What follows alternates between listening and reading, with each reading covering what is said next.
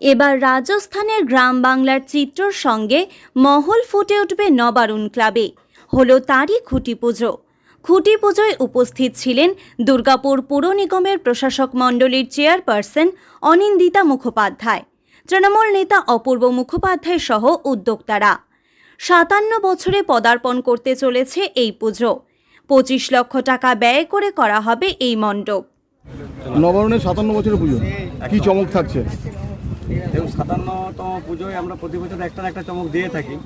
এবছরও একটা চমক থাকছে, যেটা থাকছে যে একটা রাজস্থানের যে গ্রাম্য পরিবেশ সেটাকে আমরা তুলে ধরছি সামনেটায়। আর ভেতরে যেখানে আমাদের প্রতিমা থাকে, যেটা ভেতরের কাজটা আছে, সেটা একটা রাজস্থানের ইতিহাস, যার একটা মহল, তার একটা আদলে ভেতরটা তৈরি করছে। কত বাজেট এবারে?